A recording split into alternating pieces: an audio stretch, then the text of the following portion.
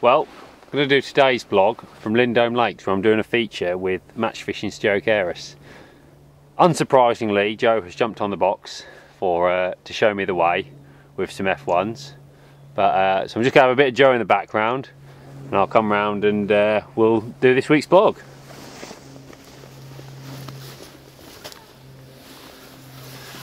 So this week I've had a 2-day silverfish festival at Hayfield Lakes and on the Stainforth and Keeby Canal.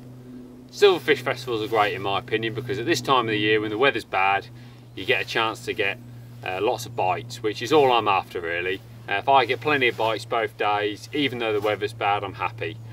At this time of year, Hayfield responds really well to bloodworm and joker for the silverfish. Also, casters work well as well.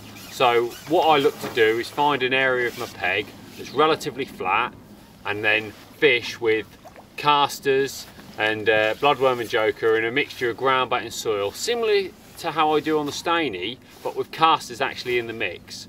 So by doing that, it gives me a chance to catch big roach, big perch, probably plenty of small roach as well, and then even the chance of a bonus bream or something like that. So at this time of the year, you know, that's really important to make sure you feed something like that, rather than, you know, maybe when you fish for silvers on commercials in the summer, you might throw maggots or throw casters really heavily and be very aggressive. You can't really do that at this time of year. Well, you certainly can't at Hayfield Lakes, so I'm quite happy with that approach. What I decided to do was fish at about 10 metres because the wind was in my face, really strong, really difficult. And what I did was, because the bottom was flat at 10 metres, I felt that if the rig came in a little bit with the wind, then it wasn't going to drag under or anything like that. Whereas if I'd have fished a bit closer where the slope was really steep, I think the rig would have just dragged up the slope all the day and I'd have just been foul looking fish, or maybe even dragging onto the bottom because the wind was so strong. Usually I'd have probably looked to fish just on that slope, because obviously when it's still you can fish nice and accurately, but you can't fish like that when it's so windy, so that's the reason I fished there.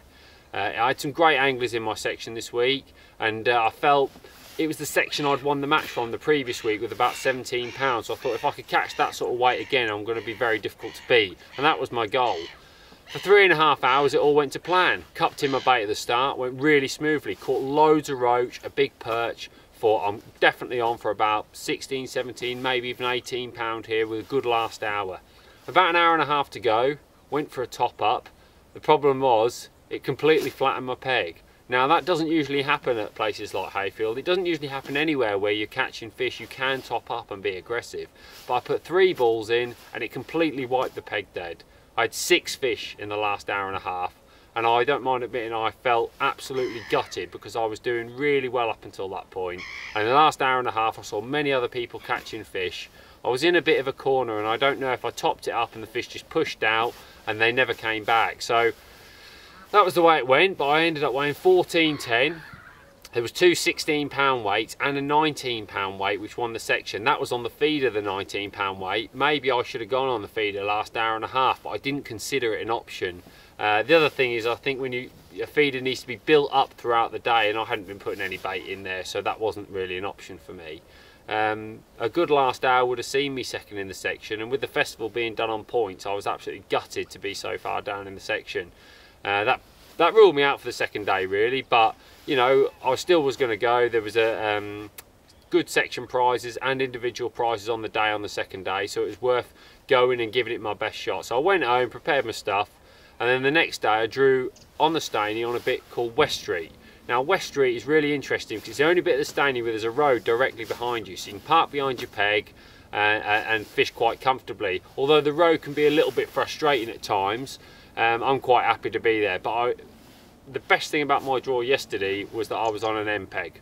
238 end peg on West Street. That really was going to be a good peg, so I had to feed a hemp line or a caster line to try and catch those bigger fish along with the other fish that I was hoping to catch on bloodworm. What I decided to go for was a hemp line. I fed a hemp line. I've used 4x14 shanty and I fished with like a 18 PR 322 big silver hook, and I could get it properly into the barrel of the hemp at the bottom so the hemp didn't come off the hook. I had 2 hours, brilliant hours on bloodworm, caught really well. Then it started to go a little bit iffy and I had an iffy hour. But with 2 hours to go, I thought this is the time. Will it go under on hemp? And it did. I caught 50 fish on the last hour. What I found was, because the wind was so bad, it was better just to pot some hemp regularly and then just flick a little bit of hemp over the top. Rather than maybe be more aggressive with the hemp, I tried to flick like 5 or 6 pieces really accurately and then just keep potting a bit of hemp to try and concentrate the fish. It worked brilliantly. I had a fish every bung in for the last 2 hours and I knew I had a decent weight. I weighed 16.2½, which is a great weight for the canal. I was really happy with that. It's my second best weight this year on the canal. And it was enough to win the section and win the match, so I was absolutely over the moon.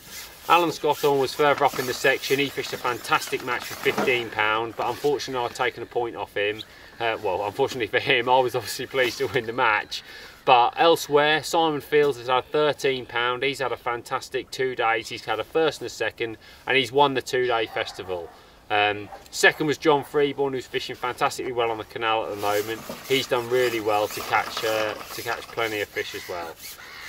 So that was my 2 days this weekend. Really enjoyable, plenty of fish. The weather was horrendous, but loads of bites. I've had £30 of silverfish over 2 days.